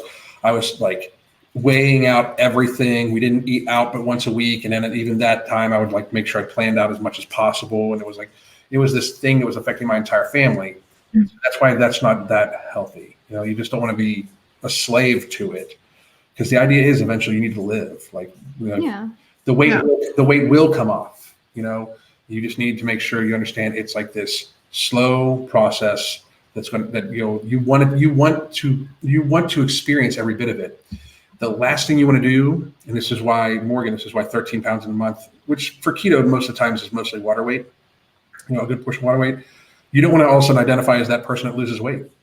You know what I mean? Like, because we've had people that like have lost like 200 pounds, and all of a sudden they lose 200 pounds and like they're like fucking lost, like because they don't even know what to do like afterwards. Like it's almost like they have to find a new identity again. So slow weight is better. It really is. So 1,500 to 1,700 calories is where I would shoot for you. And for weight again, the program we're probably going to send you is my volume training program, and it's designed around the weight doesn't really increase all that much. It's the rest periods get shorter and shorter, and that's how there's overload, and it causes you to really kick your heart rate up. So interesting. That's cool. And it's the idea behind it. It's what I use to lose weight. That's the program I use to lose weight. So and we'll send that to you guys, like that. But just make sure you guys understand, like, if you restrict yourself too much, that's still not good. Like you need to have a life too, stay away from foods that trigger you, of course. I don't buy them anymore. Just that's it. What do you say? I just don't buy them anymore. I literally also don't go shopping. Like, I feel like that's a good tip, guys. I don't go shopping at Walmart and Kroger and places anymore. Like, they trigger, like, as soon as I'm in Walmart, I'm like, okay, let's buy everything, right? Like, I just choose like smaller stores where they only have, like, for me right now, like, can I say this? Trader Joe's. That's where I go. Yeah. It's not as expensive as I thought. And like, it's so small and they only have the things that I need, and then I get out. That's it. Right. But as soon as I'm in Kroger or something and there's candy everywhere and there's this food and they make this mac and cheese and whatever, I can't. It triggers me so much. I can't go there anymore. Yeah, the diabetes aisle. Yeah. It is. That's what we call it, the diabetes aisle, because it's like one side is all candy and the other side is all pop. And I'm like, oh my God, like it's death. So bad. Yeah, I want to say one thing is that, like, as I've been working on myself and not just treating the problem as if it's an issue with food, but also a problem, like it's a behavioral problem for me. It's like I was a pathological eater, as Dr. Now would say. And I have actually kept a bag of hot Cheetos in my house for 5 days. I'm using them for an ASMR video about Amberlynn, but because she loves them. But I've kept them in my house for 5 days. It hasn't been a problem. I'm not saying this is the way it is for everybody, but for me, when I'm taking care of myself and I'm full of life, I don't need to reach for the food. And so it doesn't always have to be like when I started, I definitely abstained from everything, keep it away from me. But as I've moved, it's not as scary as it was. You can get past that into a place where you're much more confident in yourself. Yeah, I agree. We keep some stuff in the house and I'm not necessarily like eating all the time. Mm-hmm. And there's certain things I avoid, like I can't have peanut M&Ms around me. I joke about it all the time, but it's a very real thing. Like there's actually like 2 small pouches of it in my apartment someplace. My wife has hidden, and like I like get them as treats. Just grab my phone. So I see what you're saying there too. Like the thing is, you as much as you possibly can, you want to demonize the food because it's actually the behavior. Yeah, you really, really do. Like you want to eat as much as you can. I do have like the suggestion for the grocery store thing. I don't know, because I don't know about Germany, but like I know, like here in Florida, because we're in Florida for a couple weeks, like you can have your food delivered to your house for like $3. Like you can do the grocery lists at a Publix, and they would deliver it to your house. So it's like you don't have to actually go to the grocery store. That's a bad thing, to be honest, for a lot of people though, because it doesn't work for me. Or laziness. But you don't have to face anybody at the checkout when you've got like a bag of Twinkies.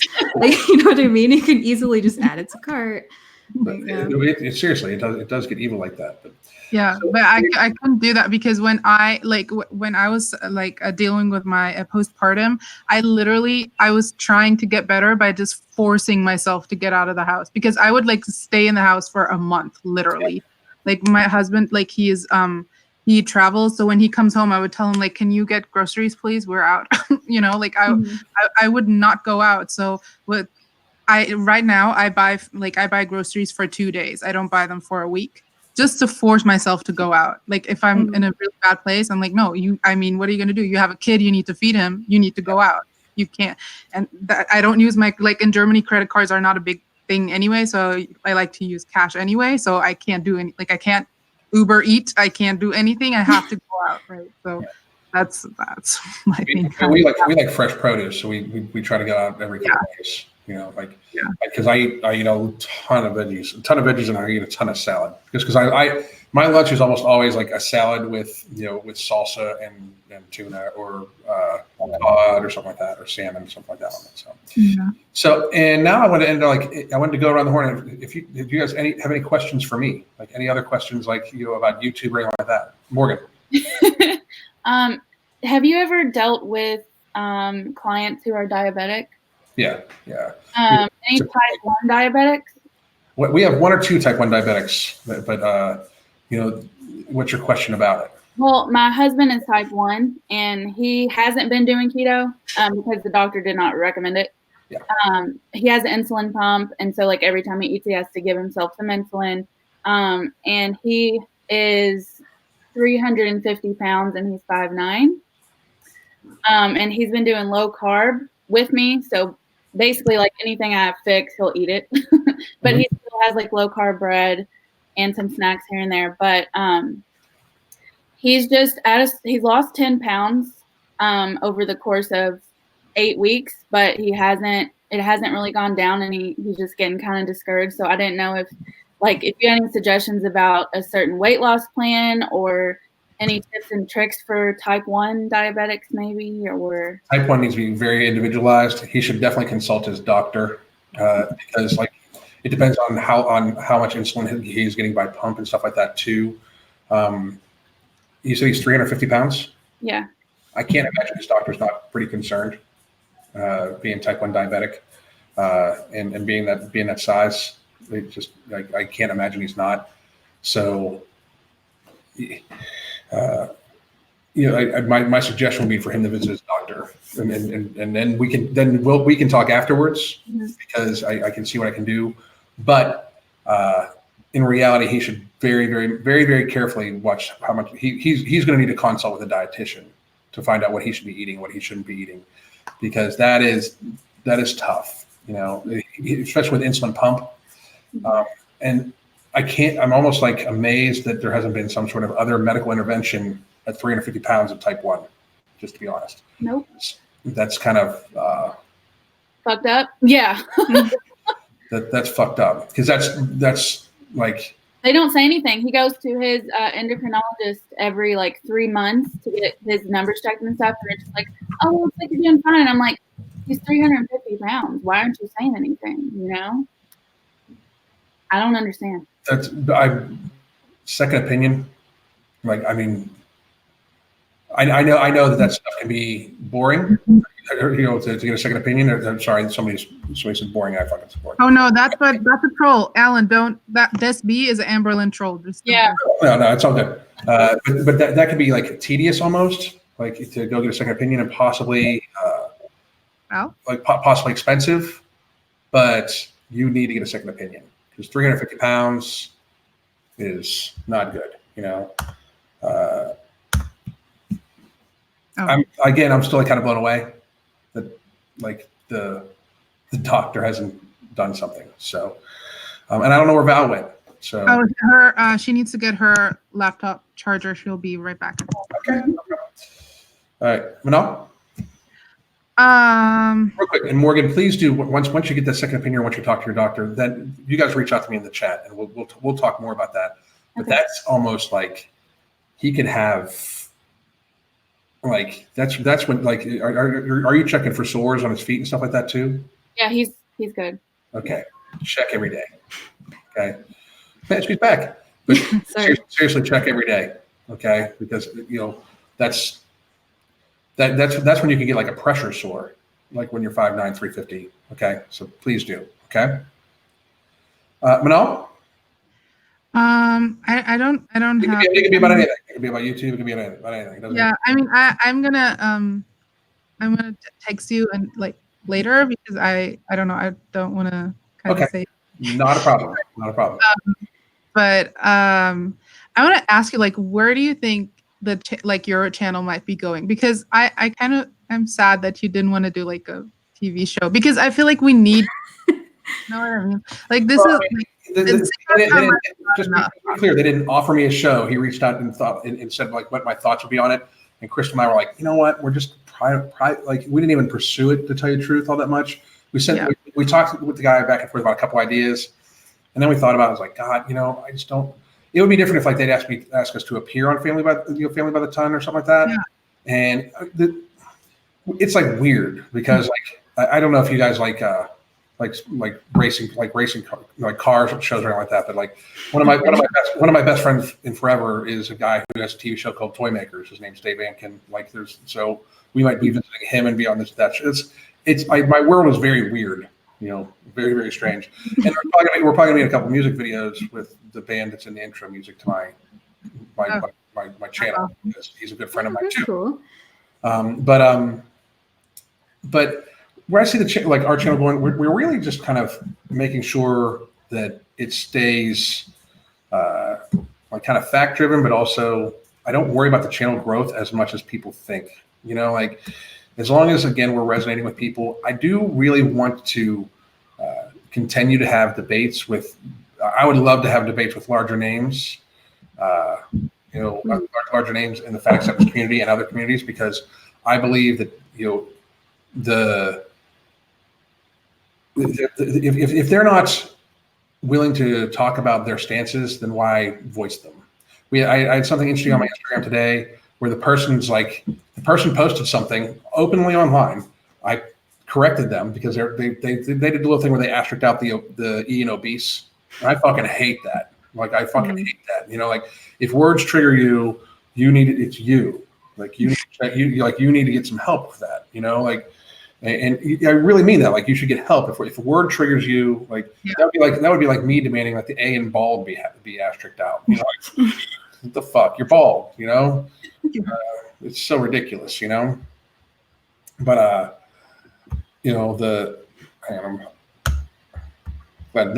glad nobody saw that message. Anyway, but somebody left a comment. It was me. But didn't even see it. No, it's all good. But I would love to have more debates, like more open debate about it. I would love to have more conversation.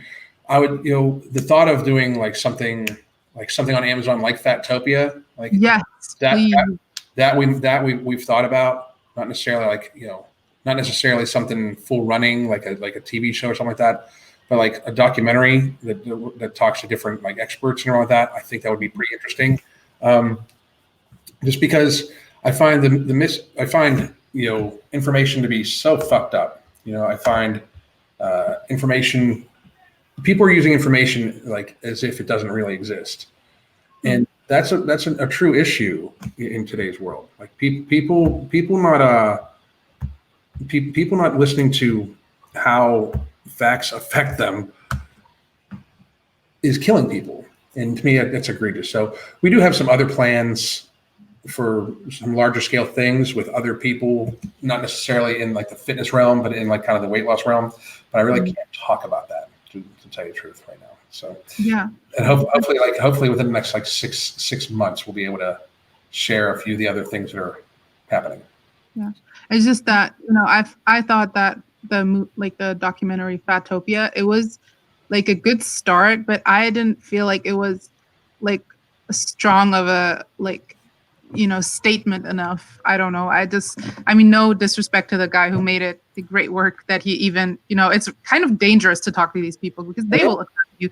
But the thing is that I feel like in today's society, it's even it's like you're seen as such a extremist almost to like acknowledge the fact that Tess Holiday is not healthy. Hello. Right? This is not okay. What is happening? Well, I get like the funny thing is like I started the channel doing like comedy. Kind of like fitness comedy, roasting other YouTubers and stuff like that, because I'm a fucking smartass, I really am. Like, and I still enjoy doing stuff like that. I don't really have time right now because it's about helping people in business and stuff like that. But I used to receive a decent amount of hate mail. Like I remember the one kid I did a couple things on was Chris Heria. He's a very popular calisthenics guy. And he responded back to me like saying like I'm an old, fat, bald, salty clout chaser, blah blah blah. That's how you know you got them when they go for your look. Oh yeah, unathletic and blah blah blah, all sorts of shit. And all of his fans came coming at me like, you probably can't do this, you probably can't do that. And then I did like a little box jump thing and landed in a pistol squat on top of like a box and stuff like that, and shut them all up, right? That was something. But then like Tess Holiday's fans, like I get death threats and shit. Like for real, like I'm going to come kill you. And my response is always like, come on, like I can walk backwards quickly and you can't get me. But sorry, that was mean. I'd be these guns, come on. Well, it's not even that. I mean, in reality, like if nobody's going to announce that they're going to come get you, they're just going to fucking do it, and give me a second. There we go. But I get really it almost like amazes me that people are so upset by just like the recitation of facts. Like she's unhealthy. Tribalism too, and the parasocial relationships where it's like, when you kind of create a movement like fat acceptance, it's very much us versus them. And it's not just like somebody being like, hey, I want to talk about this, statistic. It's all of a sudden, hey, they just assume everything is an attack. And for instance, with Amberlynn and Foodie Beauty, I don't want them to actually be hurt. Like, I want them to get healthier. I'm actually not trying to harm them. I'm not even interested in talking to them personally. I want to talk about their harmful messages, but I don't wish harm on them at all. And I feel like I care more about their health sometimes than they do. And it's very upsetting to watch. But I think that's a very valid point. Like, I mean, I definitely feel like I care more about Tessa's health than her and the people around her. Like, and the people are like, you're obsessed with Tess Holiday. She's got almost 2 million people that follow her. Like, reading her comments is crazy. Like, she just recently did a walk that, like on the runway for New York Fashion Week, right? I saw that clip. She could barely walk, and people if you read her comments, like, people are like, oh, she's slayed and this and that. Like, what, slayed fucking what? Like, I'm sorry, but like, if you can barely walk, like, I can guarantee you she has a very, very seriously hard time. If she can tie her own shoes, she has a very seriously hard time doing it. Mm-hmm. That's not life.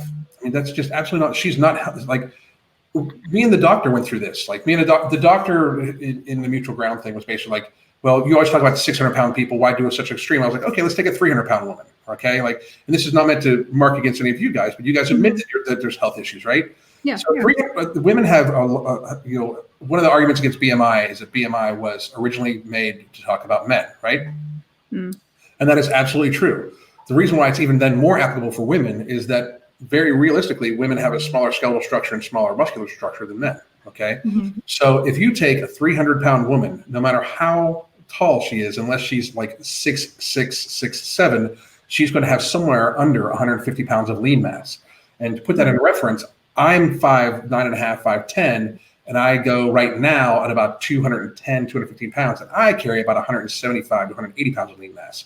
So, and I am considered a larger man, especially when you consider the width of my shoulders. I wear a 50 regular jacket, and I carry a decent amount of mass in my chest, back, arms, and legs. So I have a large amount of muscle mass, probably to the point where within the next 5 years, we're going to downsize me about 15 pounds of muscle mass just for longevity, right? Hmm. But for right now, I do fitness for a living, and I have to have arms and shit. So when you look at that, that means that woman has, at most, like Tess Holiday probably has 125 pounds of lean mass on her. And if she weighs 300 pounds, I'll fucking dance a jig. It's like, she's a 325, 330 pound woman if I've ever seen one. She's 5'3". I mean, she's a big woman, right? So she carries about 200 extra pounds on her. So her body fat percentage is well over 50%. Well over 50%. So that in of itself is unhealthy, right? Mm-hmm. Now, so that's unhealthy. If you look at her BMI is probably in the 70s. 60s or 70s, right? You said she was 5'3"? Yeah, she's 5'3". Yeah. Mm. So I'm 5'4", and when I was 318, it was, I think, 54 is where my BMI was. Yeah. So, which is terrifying. Yeah, she's probably 55 to 65, somewhere in there. Yeah. Right?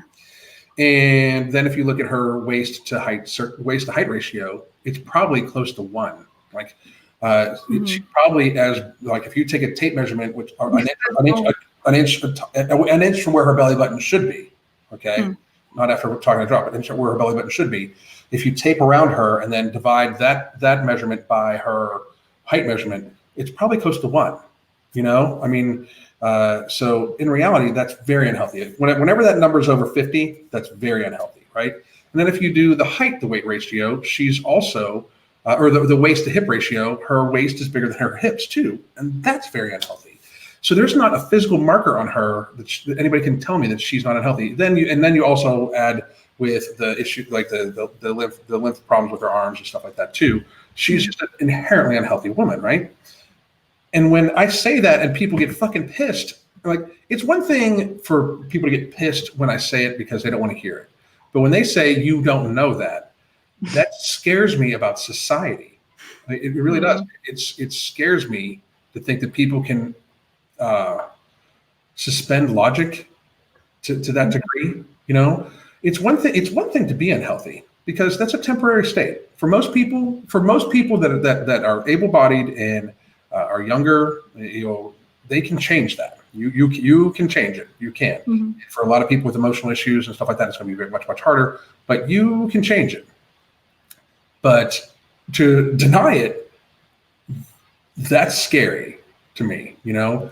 And I also just hate how she stands for this this type of idiocy where, you know, she's so like she preaches that your looks matter so much. Mm-hmm. You know, like she tries to deny that, but it's like that's her whole identity is that like looks are everything, you know.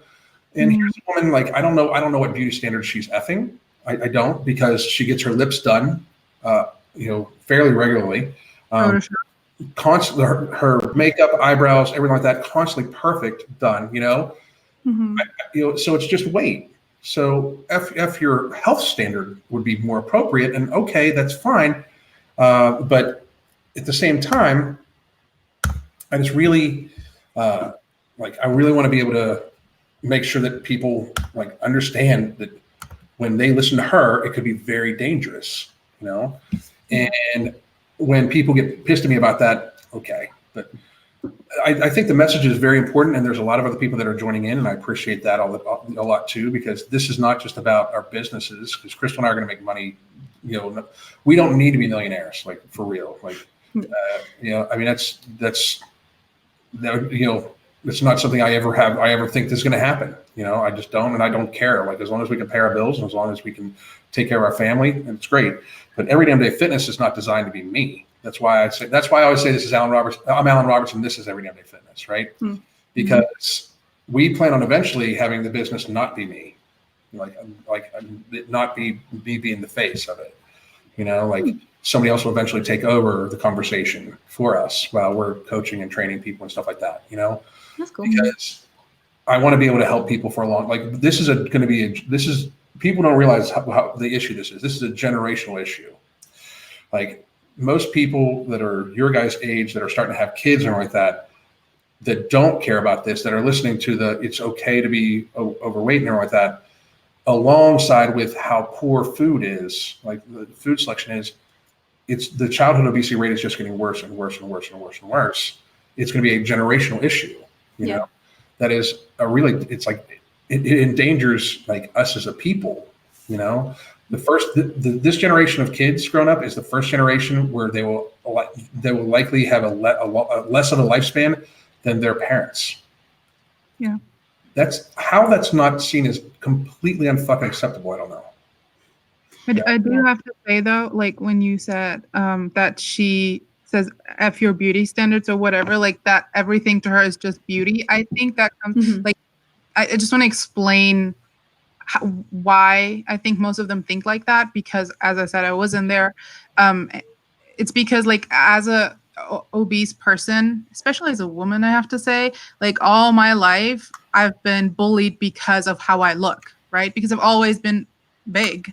So, and then the bigger I got, like I've always been bullied. Like I've never been asked on a date, like these kind of things, right? This is what, like, you're just emotionally so tired from being bullied all the time just because of your, I mean, no one bullied me. I mean, I think I'm a likable person. I'm funny and all that kind of stuff. Like no one bullied me because of that, right? Like I had friends. I just never, like, people didn't think that I'm cute or, you know, like good looking and all that kind of stuff. So when there's a whole movement and everyone is like, you're so beautiful and you're like 500 pounds, but you're so beautiful, that's all you want to hear. Like you don't give a fuck about how big you are because you've been hearing for 25 years, you're so ugly, you're so fat, you're a cow, you're a fat pig. So when like millions of people all of a sudden tell you that, oh, you're so pretty, you're so beautiful, blah, blah, blah, you just forget about, like, I forgot about, you know, my health. I didn't care about it. I just wanted to hear the positive and the nice things that I have not been hearing for so long. Right. And it was the drug, right? And then I had the health scare and then I was like, oh shit, wait, right? So that is what woke me up. And I feel like it's a lot of people, Amberlynn, Chantal, all these people, as soon as they have a heart attack, then they'll be reconsidering, oh, wait a minute, maybe I should not be doing this. And it's not about, because foodie beauty has started to be like, oh, body positivity and fat positive. That's the train that she's on right now. And as soon as she can't have her surgery that she's supposed to have, like her hysterectomy, as soon as she can't have that because of her weight, she is hopefully going to reconsider, like, what am I doing to myself, right? Yeah. I mean, I got sent all the links about that. Who knows what the fuck is true about that shit? So, Yeah. I do want to say, I think that self-acceptance is incredibly important, but I don't think that self-acceptance and fat acceptance are the same thing. Yeah. And I think that it's, I definitely understand what you're talking about, Manal, with I think a lot of us have this internalized self-hatred about our looks because society makes it very clear that they want you to be a hottie. And so when your self-acceptance becomes just trying to see yourself as a hottie, I feel like you're just missing the importance, because that's really I can't say that, but it's not what's important in life. And I had to talk to this, or okay, I'm getting ahead of myself because there's a lot I wanted to say, but I talked to a couple people in my comments because they were like, fat acceptance and stuff helped me to love my body and love myself, and I hate what it's turned into and things like that. And I can appreciate that, the relief of liking what you see in the mirror, but I think it's more important to like who you see in the mirror rather than what they look like. And that's kind of more where I come from when it comes to my self-acceptance, because I don't want it to be based on the fact that I think I look hot, because that also can change. Like I could get in a horrific car accident or whatever, and then where's fat acceptance going to help me? I mean, my point by that is always you're going to age. I mean, here's the thing. I could go blind tomorrow. My wife is still going to be the most beautiful woman I've ever seen. Exactly. Always. Yeah. Because I know her, and that means she's the most beautiful woman because I love her and I want her to be around for as long as I'm around and more. So to me, when people get so caught up on the aesthetics of it, like that, you're defining yourself by that. That's pretty fucking sad. Yeah. It really is. Yeah. When you define yourself by how you look, that's pretty fucking sad. Like I've had people be like, well, you lift weights and this and that. Like I lift weights because I like. Of course, I like looking a certain way, but I like being an athlete. Like I like being able to do shit. One of the reasons why we're going to downsize is because I'm going to get more into yoga. And I mean, it's easier for me to do yoga when I'm a little smaller. Yeah. But yeah. And I plan on doing yoga until I'm like 95. When I'm 95, if I'm still alive, I'm going to retire from yoga. I'm just going to sit on my ass and drink beer. But to me, people getting so caught up on aesthetics and so caught up on their looks, it's a problem. Like it does not help people. F your beauty standards. That does not help people. Like I can be pretty too. Yeah, you can, but you're never going to be pretty unless you consider yourself pretty. Like what somebody else thinks, especially for women in society, what other people think of you should not matter, especially other women, because women are fucking savage towards other women, no matter what. Yep. I mean, holy shit, you people are fucking evil. I mean, like it's so vicious how people are. Like women judge other women like immediately, so savagely. But for the most part, like anybody that makes fun of a fat person, if they say something like, if they say something derogatory, and I don't even repeat them because somebody will take a sound clip of me saying it and then fucking be like Alan said. Yeah. So, and I try to delete all that shit from my channel when people say it, but like when they say something really negative just about the person's aesthetic appearance, as a newsflash, that's the type of person that if that woman lost 100 pounds and all of a sudden looked like the front of a magazine, they'd say she was fake, or they'd say that she's a whore. Or they'd say I mean, people that do that stuff are gonna, they'd say she wears too much makeup, or they say people are going to find the negative thing to say. Some people are just going to find the negative thing to say. The problem is that people are giving them too much merit.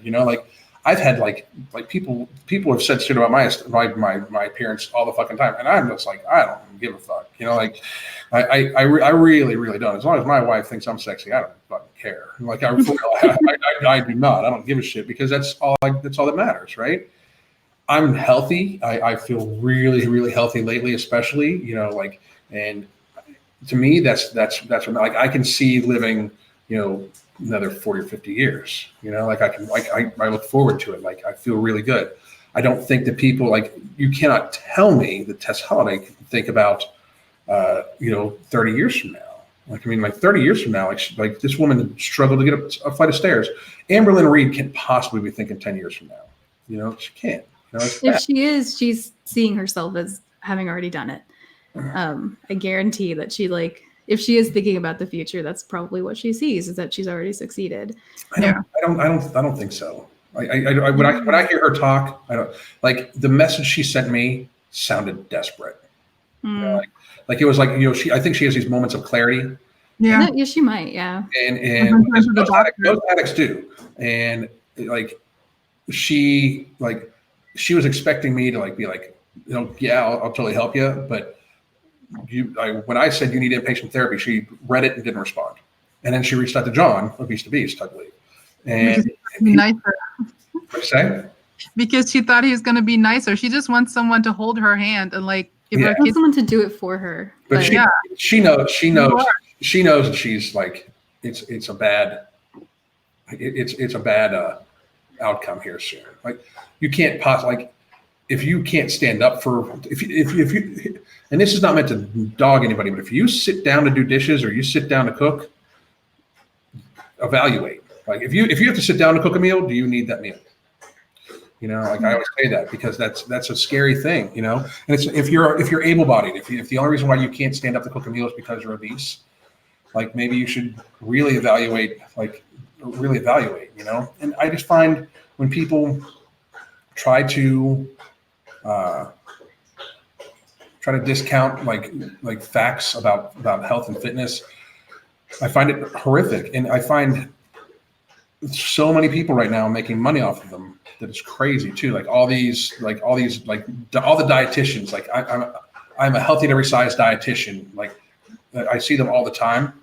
If any of you are watching, folks, first of all, you talk about mental health as if you're experts. You're a fucking dietitian. Stop it. Yeah. I'm not. My wife and I tell people to talk to a counselor every fucking day. We coach behaviors. We coach accountability, and we try to help people build habits. If somebody for them to find out the root cause of their food addiction or their binge eating disorder, you need a counselor. When people say intuitive eating will cure your binge eating, it's such a fucking lie. They have nothing to possibly say about it. So, but listen, ladies, we've been on for almost 2 hours, so I'm going to wrap it up so people will actually watch this whole thing. So let's go around the horn, starting with Manal. Where can they find you? I'm Manal Zayn, Nalzayn on YouTube, and then at Manal Zayn with double N at the end on Instagram, and at Manal Zayn 3 on Twitter. That's me. Morgan? I am Finding Morgan on YouTube, at Finding Morgan with 2 N's on Twitter, at Finding Morgan on Instagram, and that's me. And I'm oh god, I blanked for a minute. I'm on Program Situation on YouTube, and then I'm on Program on Twitter, Instagram, Snapchat. I think that's what it is. But you'll find me. Nobody else has that stupid name. It's just me. So. You never explained why that's your name. You should tell.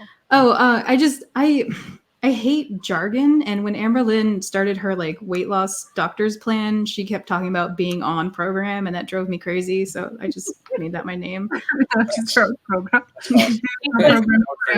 Ladies, I want to thank you for being on. It was a really pleasure to talk to all you guys, and I'll send a message to the entire group to get and just send all your emails to the group so I can send over programs and stuff like that. Okay. Okay. Thank you. All right, guys. Thank you. Bye. Bye. Bye, guys. How do I do this?